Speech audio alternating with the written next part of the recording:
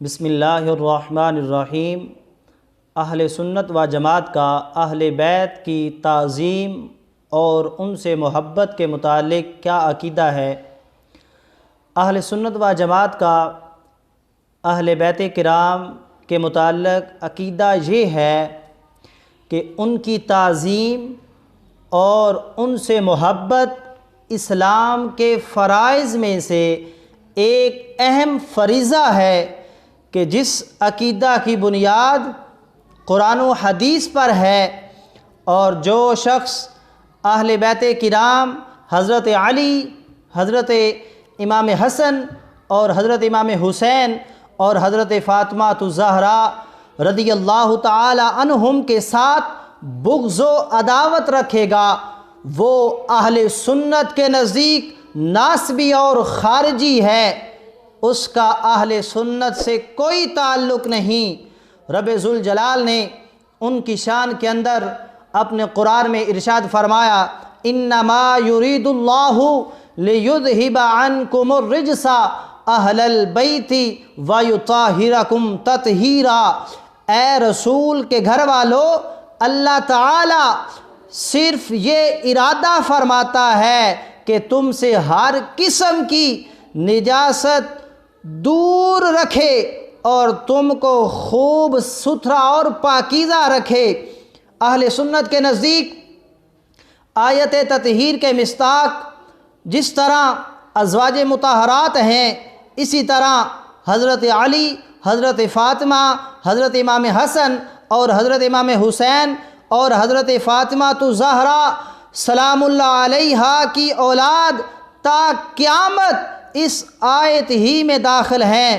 اس پر دلیل یہ ہے کہ ام المؤمنین حضرت ام سلمہ رضی اللہ تعالی عنہا سے مروی ہے کہ جب آیت تطہیر نازل ہوئی تو حضور صلی اللہ علیہ وآلہ وسلم نے حضرت علی، حضرت فاطمہ، حضرت حسن اور حضرت امام حسین رضی اللہ تعالی عنہم کو بلوا کر ایک چادر میں ڈھانپ لیا، تو پھر آپ نے آیت تطہیر کی تلاوت فرمائی۔ پھر حضور صلی اللہ علیہ وآلہ وسلم نے فرمایا، اے اللہ یہ میرے اہل بیت ہیں۔ حضرت ام سلمہ رضی اللہ تعالی عنہا کہتی ہیں کہ میں نے کہا، یا رسول اللہ صلی اللہ علیہ وسلم مجھے بھی چادر میں شامل کیجئے، تو حضور صلی اللہ علیہ وآلہ وسلم نے فرمایا، انتی علی خیر، تم بھلائی پر ہو، تم خیر پر ہو۔ اور آگے میرے رب نے ارشاد فرمایا، قل لا اسألکم علیہ اجرا الا المودۃ فی القربى، آپ کہہ دیجئے کہ میں اس پر تم سے کوئی اجرت طلب نہیں کرتا سوائے قرابت کی محبت کے۔ مفسرین کرام نے اس آیت میں لفظ قربہ کی 3 تفسیریں بیان کی ہیں۔ ان میں سے ایک یہ ہے کہ آیت میں قربا سے مراد حضور صلی اللہ علیہ وآلہ وسلم کے قرابت دار ہیں۔ حضرت عبداللہ بن عباس رضی اللہ تعالی عنہما بیان کرتے ہیں کہ یہ آیت جب نازل ہوئی تو صحابہ کرام نے حضور صلی اللہ علیہ وآلہ وسلم کی بارگاہ میں عرض کیا، پوچھا، یا رسول اللہ صلی اللہ علیہ وسلم آپ کے وہ قرابت دار کون ہیں؟ آپ کے یا رسول اللہ وہ قریبی کون ہیں جن کی مودت جو ہے ہم پر واجب کی گئی؟ تو حضور صلی اللہ علیہ وآلہ وسلم نے ارشاد فرمایا، علی و فاطمہ و ولدہا، یعنی علی، فاطمہ، حسن اور حسین ہیں کہ ان کی محبت واجب ہے، کہ جس طرح اللہ تعالیٰ نے حضور صلی اللہ علیہ وآلہ وسلم کی وجہ سے صحابہ کرام اور ازواج مطہرات کو خصوصیات سے نوازا ہے کہ ان کے بعد آنے والے مردوں اور عورتوں میں سے کوئی بھی ان کے ہم پلہ نہیں ہو سکتا، اسی طرح اللہ تعالیٰ نے حضور صلی اللہ علیہ وآلہ وسلم کے اہل بیت کو یہ عزت اور خصوصیت عطا فرمائی کہ ان کی محبت کو امت پر واجب قرار دیا، اور ان پر صدقہ واجبہ کو حرام قرار دیا، اور نماز میں ان پر درود بھیجنے کو لازم قرار دیا۔ آگے حضور علیہ الصلوۃ والسلام کی احادیث مبارکہ سماعت فرمائیں۔ ارشاد نبوی ہے، عن ابن عباس قال قال رسول اللہ صلی اللہ علیہ وسلم احبوا لما یغزوکم من نعمتہ واحبونی لحب اللہ واحبوا اہل بیت لحبی۔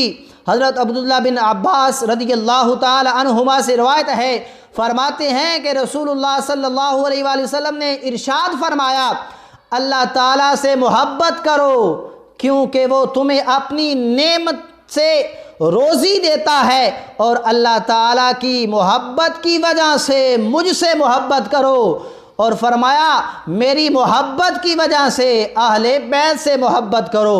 اس حدیث میں 3 محبتوں کا ذکر ہے، اور ترتیب کا اسلوب یہ ہے، اہل بیت کی محبت حضور صلی اللہ علیہ وآلہ وسلم کی محبت کا ذریعہ ہے، اور حضور صلی اللہ علیہ وآلہ وسلم کی محبت اللہ تعالیٰ کی محبت کا ذریعہ ہے۔ لہذا معلوم ہوا جو اہل بیت کی محبت کا لیبل لگا کر محبت اہل بیت کو بغض صحابہ کا ذریعہ بناتے ہیں، اور حضور صلی اللہ علیہ وآلہ وسلم کے صحابہ کو برا بھلا کہتے ہیں، ان کو حضور صلی اللہ علیہ وآلہ وسلم اور اللہ تعالیٰ سے محبت کیسے ہو سکتی ہے؟ سنیے، حضرت علی رضی اللہ تعالی عنہ سے مروی ہے، رسول اللہ صلی اللہ علیہ وآلہ وسلم نے فرمایا، ادبوا اولادکم علی 3 خصال حب نبیکم وحب اہل بیتہ وعلی قراءۃ القرآن۔ اپنی اولاد کو 3 باتیں سکھاؤ، اپنے نبی کی محبت اور ان کے اہل بیت کی محبت اور قرآن مجید کی تلاوت سکھاؤ۔ آگے سنیے، جو اہل بیت کرام سے بغض رکھتے ہیں ان کے بارے میں میرے مصطفیٰ کریمہ کا صلی اللہ علیہ وآلہ وسلم نے کیا ارشاد فرمایا۔ حضرت علی رضی اللہ تعالی عنہ روایت کرتے ہیں، قال رسول اللہ صلی اللہ علیہ وسلم من لم یعرف اطراتی والانصار والعرب فهو لإحدى 3 اما منافق واما ولد زانیہ واما امرأ حملته امه بغیر طہر۔ حضور صلی اللہ علیہ وآلہ وسلم نے ارشاد فرمایا کہ جو میری اطرت انصار اور عرب کا حق نہ پہچانے وہ 3 حال سے خالی نہیں، یا تو وہ منافق ہے، یا حرامی ہے، یا حیضی بچہ ہے۔